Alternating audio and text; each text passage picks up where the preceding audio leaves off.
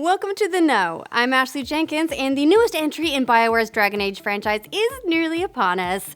Dragon Age Inquisition releases November 18th in North America and November 21st in Europe for PC, PS4, Xbox One, PS3, and Xbox 360. Are you thinking about picking it up, but you kind of want to know more about the game first? No worries, we got your back. Here's everything you need to know about Dragon Age Inquisition before you go. Dragon Age Inquisition is a fantasy-based action role-playing game published by Electronic Arts and developed by BioWare, the studio behind the Mass Effect series. It's the third game in the franchise following Dragon Age Origins and Dragon Age 2. Yeah, the naming's a bit weird, but that's okay. First, we'll cover the major features.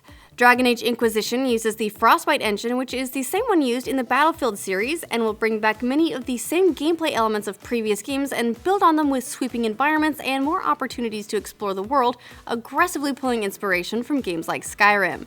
The world is absolutely enormous. It's broken into 8 different major regions and a scattering of smaller ones, which will be unlocked as you progress, with each area holding several hours of gameplay and unique environments, from wide-open deserts to plains to coasts to swamps to forests to oases and more. So you'll probably get plenty of use out of mounts, which are being introduced for the first time in the series. Unlike games like Skyrim, the different areas don't level based on your abilities, so you won't be able to just wander anywhere and be assured that you're strong enough for it. Similar to other open-world RPG series, you'll be able to create your character from a number of different races and play as either male or female.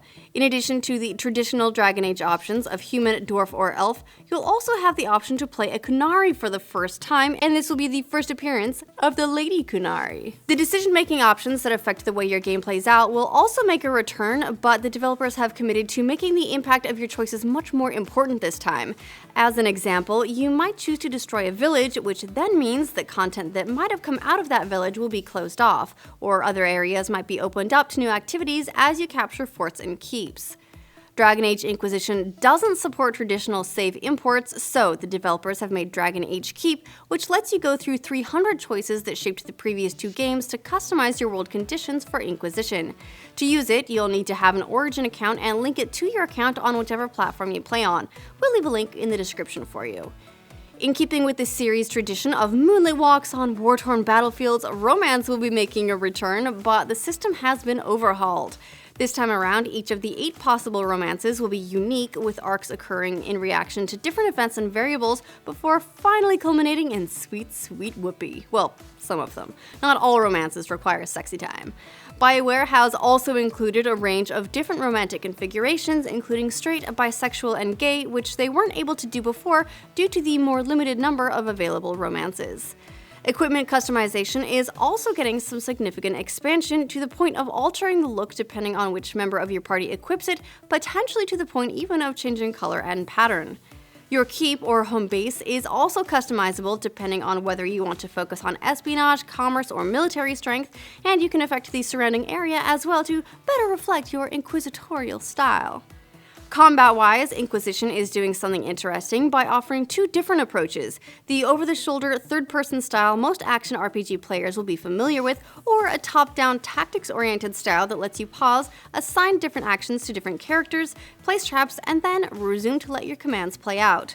As you fight, you can take control of any of your party members to guide the use of their special abilities, and there will be up to 9 possible party members you can recruit to your cause. But keep in mind, they'll also leave you if they don't like the way you're running things. If you're planning to play with friends, good news! The game will also include a 4-player cooperative mode separate from the single player, in which you play as one of 12 members of the Inquisition with a preset of looks and abilities. At launch, there will be 3 multiplayer campaigns, and you can expect 20 to 30 minutes of gameplay per match, with randomly generated maps to keep it interesting. Okay, now let's get a little more into the story and background. We'll keep it light, but if you want to avoid any and all details about the previous games, this might be the time to make a quick exit, since those games build the foundation of this one. Alright, you've been warned. Dragon Age Inquisition is set 2 years after the events of Dragon Age 2 on the continent of Thetis, the same world in which the previous games were, and covers the countries of Ferelden, where Dragon Age Origins was set, and Orlais, which also contains a land called the Dales. You play as the leader of the Inquisition investigating a tear in the veil, which is the metaphorical barrier that separates the world of the living and the world of the spirits, that is, the Fade or the Beyond. The tear allows demons to cross through into the physical world, and it's up to you to figure out how to close the breach and save the world from itself. But just focusing on that would be way too simple, so you're also dealing with a war between the Mages and Templars, which was a plot development of Dragon Age 2, and you'll travel around calming situations, or encouraging more fighting. The game throws a spotlight on politics, and some of it may be a bit difficult for non-Dragon Age fans to pick up, since so much of it is built on the events and world introduction of the previous games, and more familiarity with the earlier titles will also help you to make sense of why some plot elements are considered significant by the characters. Much of it will be covered in the codex, but it may still be a bit tricky to follow. So, based off all that, what do you think of the game? Do you plan on picking it up? And what other games should we give the know before you go treatment? Let us know in the comments. Remember, you get the best in video games and entertainment here, so make sure you like this video and subscribe to this channel, and we'll keep you in the know.